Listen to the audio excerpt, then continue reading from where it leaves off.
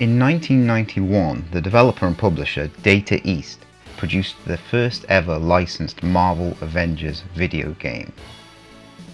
They were a company that had seen success with earlier licensed games, specifically the Real Ghostbusters and RoboCop. So, smelling the success offered by pairing their cutting-edge gaming technology with established, legendary IPs, they struck gold again with Captain America and The Avengers. You cannot beat me. Avengers Assemble! The title being structured this way because back then no one gave a crap about any other Avenger. Cap was the A-lister and Tony Stark was just a twinkle in the eye of 26-year-old Robert Downey Jr. Seriously review this relationship. I remember loving this game because of course I'm a mark for Captain America, but also because this game gives you a lot of bang for your buck, or in my case, a lot of bang for my 20p. And I had those suckers saved up because, you see, the AAA games of the early 90s were brought to you on the back of trucks for a few weekends a year, courtesy of the travelling fair and its operators. This is where I would say, you don't know how good you young'uns have it, but, as they say, absence makes the heart grow fonder, and in this instance it certainly did. Having to wait weeks in between playing the best games available caused in me a kind of rabid idolization that the effete charms of convenience and connectivity today find hard to match. Imagine the apoplectic rage you millennials and zoomers would experience if some kindly carny took away your FNAFs and Fortnites for, well, like a fortnight? So, while I was researching this game, I found this piece of speculative advertising aimed specifically at arcade owners. And Marvel fans, we might have to give Liefeld a break because this Cap has the most disturbingly broken physiology. He bursts through the game screen while he boasts about Marvel's ironclad standing with its child customers.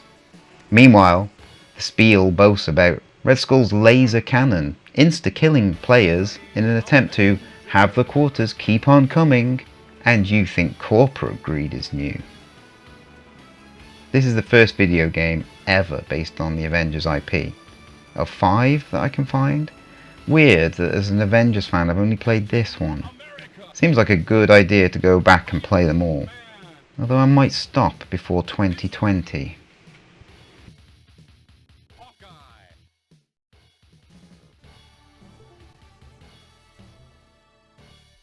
So, level 1 has you fighting through Main Street USA. Or at least the Japanese developer's idea of Main Street USA. The streets are of course littered with trash and burning police cars. Although the latter are probably the result of villain work, maybe.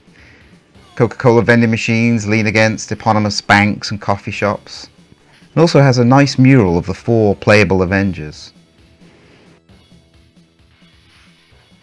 We get a mid-boss battle against the Living Laser and Claw, who are, of course, robbing a bank, because that's what villains did in the 90s. And I guess the Red Skull needs to top up his bank account. Mind control machines aren't cheap after all. So these two burst through the wall of the bank and kindly ask not to be triggered. To which Iron Man offers grammatically incorrect philosophy in return. Perhaps Tony is back on the booze. Initially I start to enjoy picking things up. Enemies, park benches, etc. and throwing them about. And I've discovered an apparent one-shot maneuver where Iron Man can jump into the air and, if timed right, a stab of the attack button shoots a beam that crushes foes. Our first boss is Whirlwind, where the devs went the extra mile in animating all the trees in the background that thrash about in the villain's gale force winds. Our Avenger and Whirlwind have a small, effortlessly corny dialogue. Then Whirlwind throws his bag of cash at us. He's pleasantly easy to put away. Glad the arcade power fantasy is relatively intact. Despite warnings from the marketing ad earlier, I don't feel this would be the coin cruncher Double Dragon was. I guess being invaded by villains is a no-brainer if you go and call yourself Target Town. I switched to Cap because I've waited long enough. He's mechanically similar to Iron Man but lacks his mid-air projectile. Here we get a nice surprise. After a short while, the game changes into a very basic horizontal shooter. After Wonder Man, the resident Avengers gopher it seems, drops off an air scooter, we fly over the river, taking out planes and fighter jets. These scenes are mechanically rudimentary, and although you can mash the fire button as quick as you like, it really doesn't do much damage to any of the enemies. The change of pace is nice though, and you get to fight a sentinel, a giant robot, yeah. Maybe they didn't have the license for the Sentinel from X-Men. Sure looks like one though. We now approach a singular and beautiful tree. Majestic, it stands amongst the rubble of Target Town. Its quiet strength, a symbol for hope and... oh, so sad. What a villainous act. Who could have perpetrated this destruction of Target Town's most iconic tree? It's Grim Reaper, who I'm not personally familiar with, but we get a lot of character detail about him in this small cutscene. Seems he has a penchant for power tools and hates trees. Perhaps he has a tragic backstory as a lumberjack. Scene 3. Challenge from the bottom of the sea. We start on a boat. Looks like an aircraft carrier, but surrounded by an oil slick. I guess that adds ecological terrorism to Red Skull's rap sheet. I've discovered that blocking only stops ranged attacks. That's an interesting mechanic. Mid-boss is the Wizard. He leaps from the ocean to get some blunt virtue signalling from Captain America. Still better than that Falcon you need to do better scene though. Namor shows up to point the way forward and we get an underwater shooter section.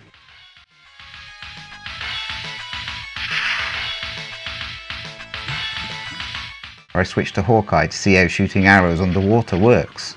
Incredibly well it seems.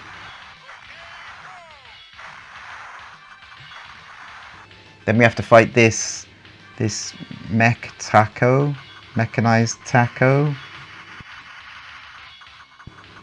It's the neat touch that Cap and Hawkeye get scuba gear underwater. Nice nod to the lore, which I appreciate.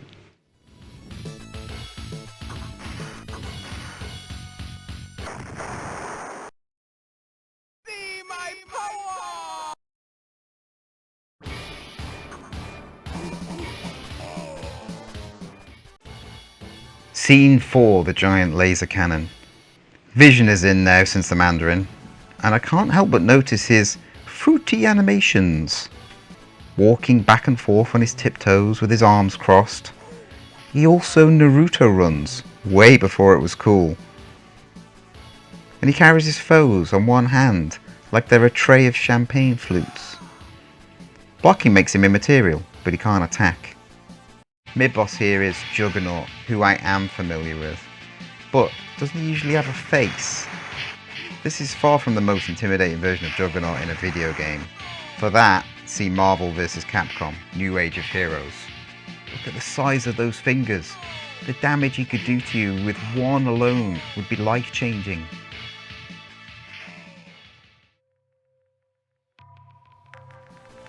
America still needs your help! Living outside the States, I always found it odd that I, as a British child, was being told that America still needs my help.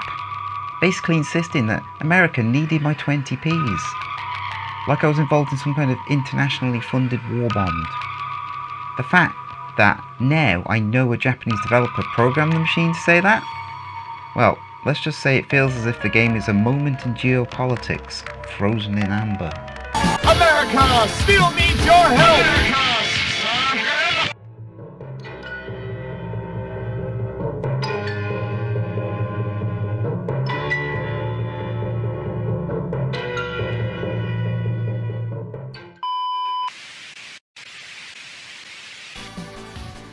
We then get to fight Ultron, the indestructible adamantium robot Psycho, who responds to questions of, "Where's the laser?" with, At the police. Having ranged attacks in a side-scrolling beat-em-up is a little unusual, but I make use of this oddball mechanic to help me defeat Ultron.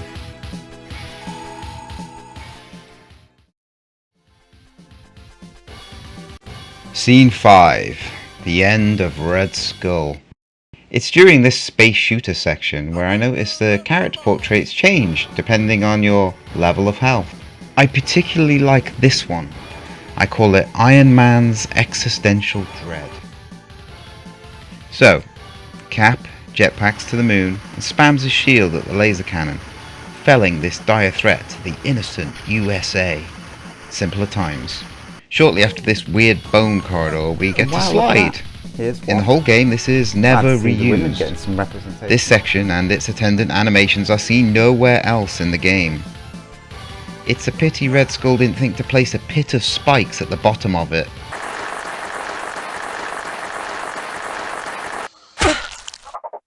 Would have been cheaper than all the giant lasers and mind control devices.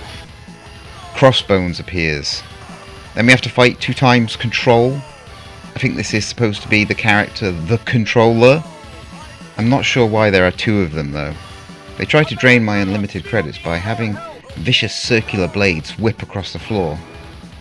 This final push would really have been a coin gobbler because next you get to fight Crossbones and his army of exploding Roombas. Said Roombas can be tossed around, though to little effect. His desk also hides a giant Pac-Man power pill. And you gotta love Crossbones' portrait when he takes a hit. Then, upon breaking a wall, we find Red Skull behind it, who, dressed in a tuxedo, mocks us while smoking from a very lengthy cigarette holder. He then retreats on a sliding platform, escaping to some 100 feet away.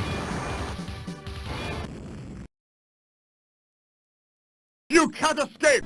Skull tries to go one-on-one with Cap, but fails magnificently, only to reveal he was a giant robot all along.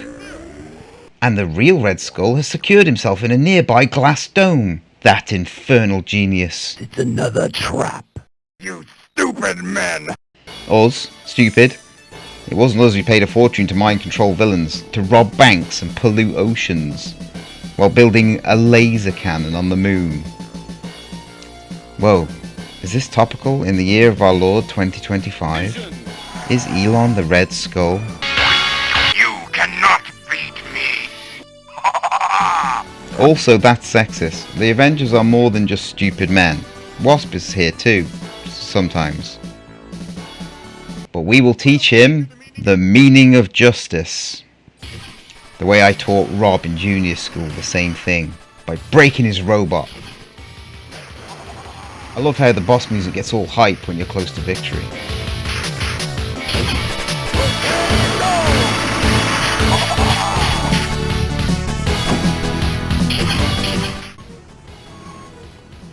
After Red Skull is crushed under the weight of his mighty robot doppelganger, obviously a theme about man's hubris when it comes to his own technology, Wonder Man arrives to give us a lift back to Earth, and he does so in this massive and glorious sprite.